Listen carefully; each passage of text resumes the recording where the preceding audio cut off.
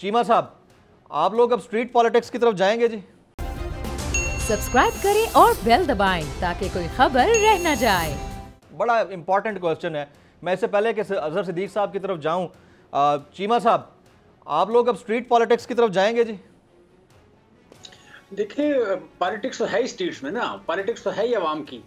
Politics तो है ही अवाम की, और हमें तो बार बार ताना दिया गया कि आप स्ट्रीट पॉलिटिक्स में जाएं, बीइंग वज़ीर-ए-आज़म जाएं, ठीक है, बीइंग गवर्नमेंट जाएं, साबित करें जाके कि आप पॉपुलर हैं। अदरवाइज हम तो आपको बहुत अनपॉपुलर कह रहे हैं। कुछ चंद मतलब आप सहाफ़ियों को पैसे दे दिला के तो आप कह लें कि उन्हें कहा गया कि सुबह दोपहर शाम क्वाली किया करेंगे, गवर्नमेंट अनपॉपुलर होगी, बाहर निकलेंगे तो पत्थर पड़ेंगे, ये होगा वो होगा, परफॉर्मेंस बड़ी ख़राब है और हिस्ट्री की सबसे बुरी परफॉर्मेंस है, वगैरह वगैरह। हमने नंबर दिए तो उन्हें कहा कि नंबर क्या होते हैं, नंबर तो कुछ भी नहीं, आप अवाम में जाके देखें। हम अवाम में गए तो वहाँ लाखों ने मिलियंस लोग निकले। पाकिस्तान की तारीख का सबसे बड़ा जो जलसा या सबसे बड़ी मोबिलाइजेशन जो है वो वज़ीर-ए-आज़म पाकिस्तान ने तकरीबन 1 महीने में कर दी। तो फिर सारा बयानिया, सारे चैनल, वही सारे साफिये में कह रहे थे कि जी आप तो अंदर बैठ के काम करें, अंदर बैठ के काम करें, आप परफॉर्म करें वज़ीर-ए-आज़म हाउस में, आप क्यों बाहर जाते हैं? फिर उसके बाद आ गया कि जनाब आप पार्लियामेंट में नंबर पूरे करें, बाहर क्यों जाते हैं? भाई आम काना बात है। कभी पॉलिटिकल गवर्नमेंट अपने वोटर से दूर रह सकती है, अवाम से दूर रह सकती है। उसने जहां उसको मसला होगा, जहां वो इंस्टीट्यूशन का मसला हो, वो आप कह लें कि किसी अदारे के साथ मसला हो, वो अपोजिशन के साथ मसला हो, वो किसी बात को मनाने का ये एक डिवीजन हो जाए एक पॉइंट ऑफ व्यू पे, उसने बार बार अवाम के पास जाना है। सो हम अवाम के पास गए तो ये रोना शुरू कर दिया। सो बेसिकली हमने स्ट्रीट पॉलिटिक्स ही करनी है। और आगे देखें, इलेक्शन का मौसम आ गया, इलेक्शन का माहौल बन गया है, इलेक्शन का माहौल बन गया। अब ये बात बेमानी है कि जी आप कह लें किस तरह ये गवर्नमेंट खत्म हुई, वो आप कह लें कि वज़ीर-ए-आज़म पाकिस्तान ने खुद खत्म की, या क्योंकि ये सबके लिए एक्सेप्टेबल है चीमा साहब, सबके लिए एक्सेप्टेबल है कि अर्ली इलेक्शंस हों, और सारे यही कह रहे थे एक्सेप्ट फ्रॉम पीपल्स पार्टी। बाकी तो सब यही चाहते हैं कि जल्दी इलेक्शंस हों ताकि जिसका मैंडेट है वो वापस आए। नहीं, इन्वेस्टर वो है ना, बात इनकी मजबूरी ये है कि इन्वेस्टर वो था, वो जो सिंध था उसमें बंदे बिठाए हुए थे 20-25 करोड़ दे के, और जो खर्चे और मालिश और मसाज वगैरह कराते थे वो सारे पैसे जरदारी साहब। लेकिन सर आप लोगों के पास सबूत कोई नहीं है ना, मसला सारा ये है।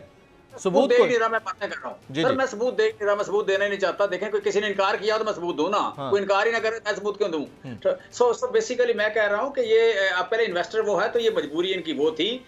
लिहाजा वो यहाँ पे एक नई बन रही थी, क्या नाम है, एक पॉइंट ऑफ व्यू कि शायद कोई 20-30 अरब रुपया हो तो आप पाकिस्तान खरीद सकते हैं। हालांकि पाकिस्तान में तो मैं समझता हूँ कि कोई 6 कनाल का प्लाट इस्लामाबाद में 20-30 अरब का होता है। बट ये ऐसी बदकिस्मत कौम है कि जिसमें कोई 20-30 MN आप कोई 20-20 करोड़ दे के खरीदें तो 40 अरब में आ जाएंगे।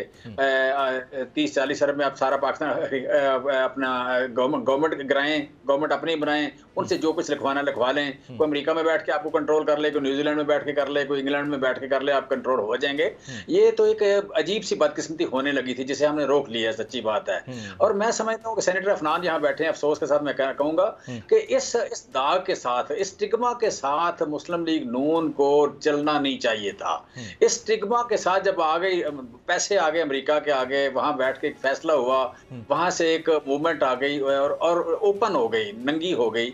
उसके बाद इनको इस बात से पीछे हट जाना चाहिए था। अल्टीमेटली सियासी फैसला होना था, अल्टीमेटली फैसला तो वो होना था, हो गया। लिहाजा आप जो बाइडेन की तय की हुई जो बात है उसको लेके चले। अच्छा चीमा साहब, पैसे लेके चले। चीमा साहब, कतक कलामी की माजरत चाहूंगा, मैं दोबारा आपके पास आ रहा हूँ। मैं दोबारा आपके पास आ रहा हूँ। अजहर सिद्दीक साहब ने क्विकली हमें ज्वाइन किया। अजहर सिद्दीक साहब, बॉडी के 2 पार्ट्स, मैंने राइट हैंड लेफ्ट हैंड, इसी तरह कॉन्स्टिट्यूशन में भी इसी तरह बहुत सारे आर्टिकल्स हैं।